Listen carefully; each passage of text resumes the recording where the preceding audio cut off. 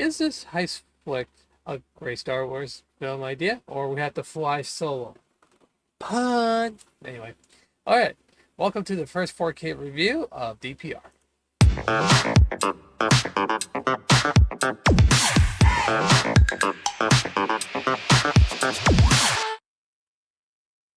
Hello everyone, welcome back to DPR. Sorry for the delay. I've been doing some other projects and stuff like that, which is nothing related to YouTube and stuff like that. So I figured I need to get back to it. So, all right, we're going to review the almost final review, the last Star Wars movie to date, until they're gonna have a new one, which is The Mandalorian, that's going to be coming out pretty soon, which will be in 2026, which I'll definitely do a review for that one. But there is another review I will do, will be the Clone Wars, even though it's one Warner Bros. But it's on Disney Plus. So it's on Disney Plus, got a review. So, all right, so here we are. We are on the probably one of the most expensive movies ever made.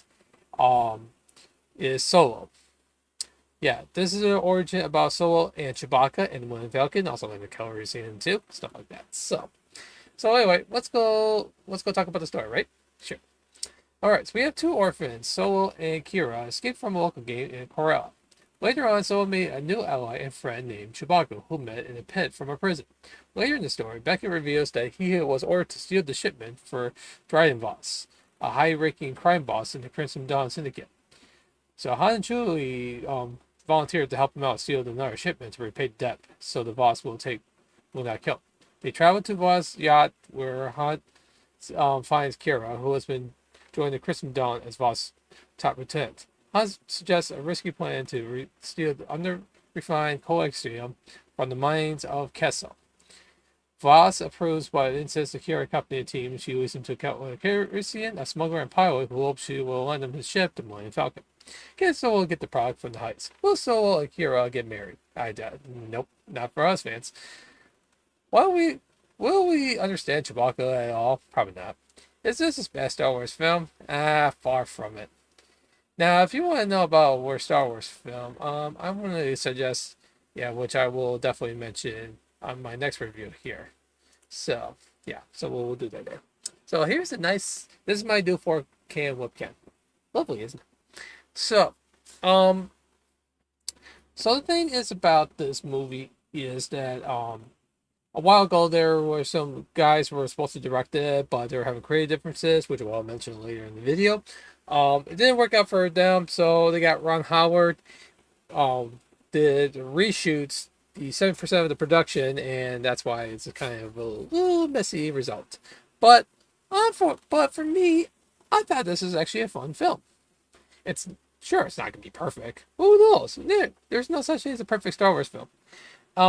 Even though I read something that Ron Howard was blaming the trolls, of course, gotta love trolls that ruins the internet and stuff like that, ruined the box office. I don't think that that's the problem. I think the problem is that they felt that this film is not as pristine as what fans want to see about the prequel of the original Star Wars trilogy with Solo. So, but you know how it is. It's the way it is for that one. So. Okay. Okay. So the movie is directed by Ron Howard and written by Jonathan and Lawrence Kasdan. I think Jonathan is the son of Lawrence. So I think I can do that. And also it was music by John Powell, which is great music, by the way. John Williams, they used some of the themes of the Star Wars into the mix, which is always nice to hear them again. So let's go talk about the cast, shall we? Okay. So we have Eldon Henrich as, sorry, I pronounced the last name wrong, sorry.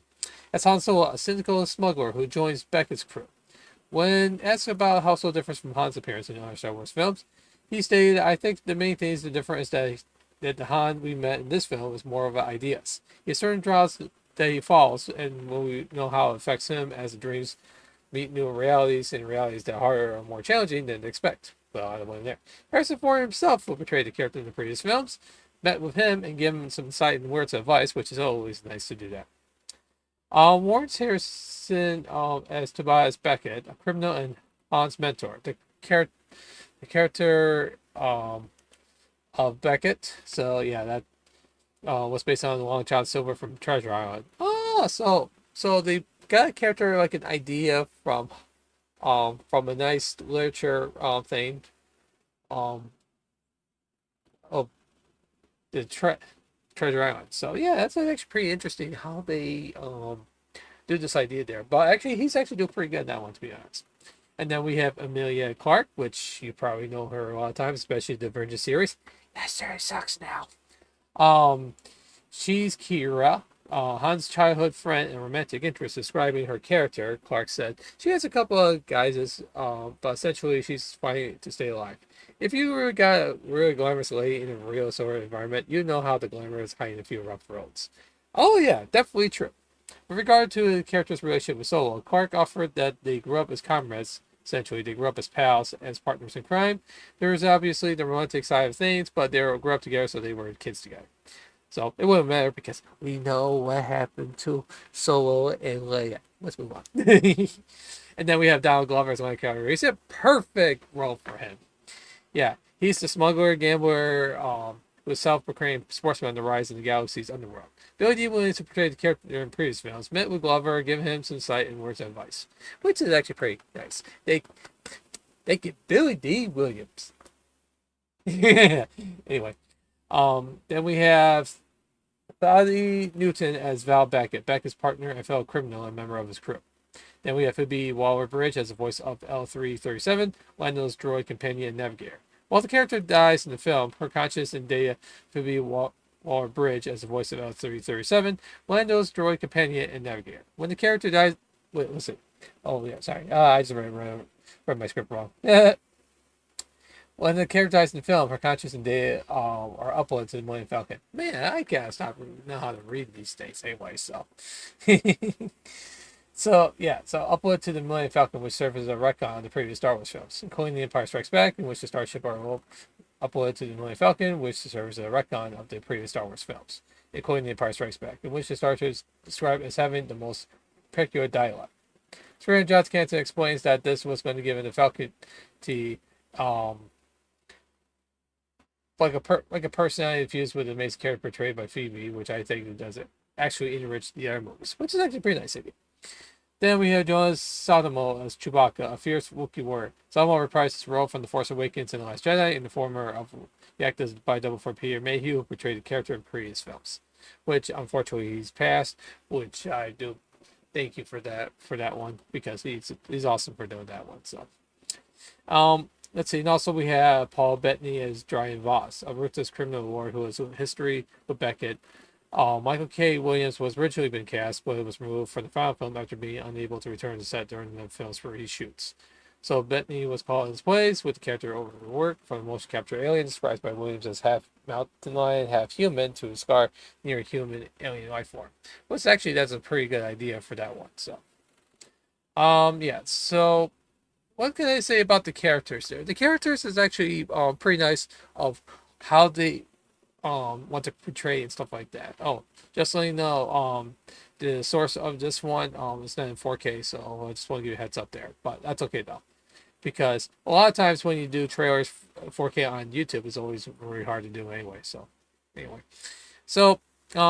yeah, that's the thing about this film is that when you try to cope do these characters and try to do your best on that one, and actually make it more fun. I thought they did a great job on the script they got, and also when different directions to keep the thing going. Yeah, it's actually pretty cool how they do for this one, and it makes it more fun. Especially I like heist movies. This is actually a very fun heist movie, even though the only little downside is I think it's a structure issue about the pacing for the story part. But the character directing is fine. It's just the pacing of the story could have been a little better. That's probably why some of the fans out there might have little issues with that. But it may probably make a cult following after that one. Especially for me. I watch it and it's like, wow, actually that was actually a fun film. Is it perfect? Oh heck no. It never gets perfect. It is hard. It is hard to make perfect movies these days. Besides, as you see, the Rotten Tomatoes 69% is actually pretty good. I thought it's going to be a lot lower. Even though they did get lower for the Rise of Skywalker, and then after that one, oh well, actually, okay, the Rise of Skywalker was actually the last film, not Solo, but that one is the last film before they put the movies on hiatus, and so far we haven't heard anything from that one. Mostly they were trying to focus on shows. Yeah, if you haven't checked the shows like Ahsoka, Obi-Wan Kenobi, um, what's it, Endor? Yeah, go check them out. They're very good shows. If you like Mandalorian, yeah, I would recommend go check those anyway. So, yeah, I'll give you some little trivia here. Okay, this is the first box office bomb of Star Wars. Oh yeah, shoot, I didn't tell you about the box office number. Oops, my mistake. Okay, so I heard the budget is between 275 and 300 million. Wow, that's expensive. But unfortunately, they made only 393.2 million. So yeah, that's box office bomb, unfortunately. Not like Joker 2 is going through. Anyway, Solo sequel was canceled. Well, as of 2023, when they thought they were thinking of going to try to do again with the Solo sequel. Unfortunately, they stopped doing that. But they are making it a Lando. They were going to make a series out of it from Disney Plus, but decide to they're going to change it to a movie instead, and it's been hiatus due to the writer strike. So we're not sure what the history for that one. Of course, I mentioned so was one of the most expensive movies to date. They received nominees for Best Visual Effects, but didn't win. And also, here's the difference here. Phil Lord and Christopher Miller, those guys are brilliant directors. We're supposed to do this film. Unfortunately, they got fired from Lucasfilm because they were telling each other creative differences and they didn't like it. So they kicked them out, and then Ron Howard took over. So yeah. So yeah, as for heist movies, actually this is actually a fun heist movie, especially with a sci-fi twist to it. And especially when you get these nice Star Wars characters for that one. So it's not a very easy thing to do, especially with big films like these. Yeah, it's hard to make the expectations with fans. For me, as a fan of Star Wars and stuff like that, we'll play that. Just want to show you like a syndication for that one there. Yeah, make sure you go subscribe to that channel there. Don't worry. This we'll show you right from there. Yeah. So anyway, the thing is about this movie is that it goes to show you that they do the best they can for trying to grow as a Star Wars film. But the thing is, yes, there are some problems. It might got some boredom scenes, and it's like this, that stuff too. But it's hard to do origin stories. It is. And let me tell you, I seen origin stories that was a little rough there. It's not easy. But I gotta say is that this is actually a fun origin story. That it's got Woody Harrelson in it, and it's like, hey, I like that guy. That guy's fun.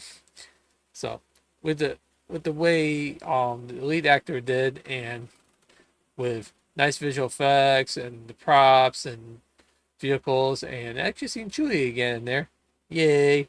And it makes me happy to see Star Wars film again.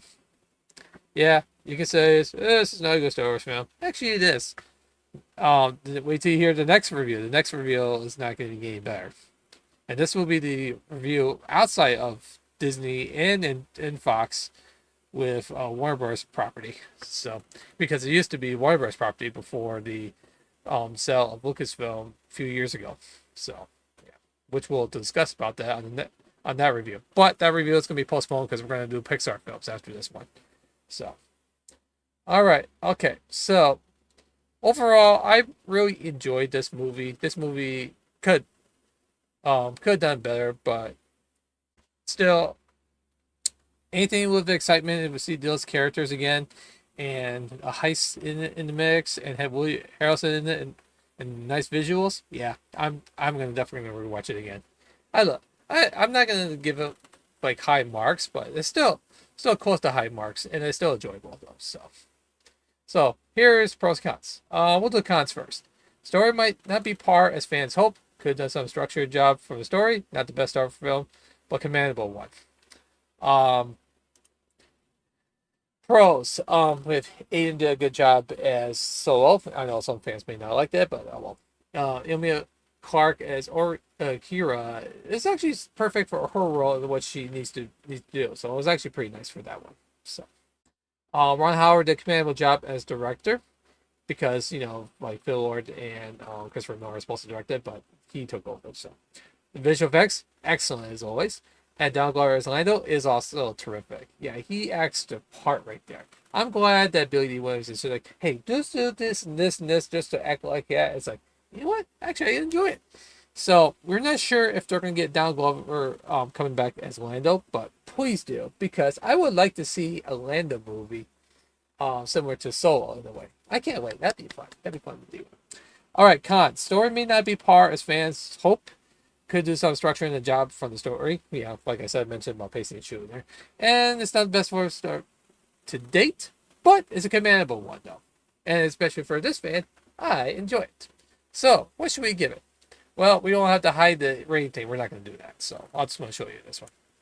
So, I guess I better move this one. So, I was going to put A minus, but I'm going down just a little tad. I'm going to put B plus. I think B plus is appropriate for that one. Yeah, even though audience score is not very good for this film from Rotten Tomatoes, but it doesn't bother me from one bit, and I really enjoy for what it is. So that one, I'm going to give it B plus. I think this was a good there. So, what's your thoughts? Is Solo a good Star Wars film, or a bad Star Wars film, or a mixed bag? How you like the characters and stuff like that? Comment below on the video. Also, share, and subscribe to my channel so I can try to boost my stuff up as best I can, because it's not easy to do, especially with YouTube these days.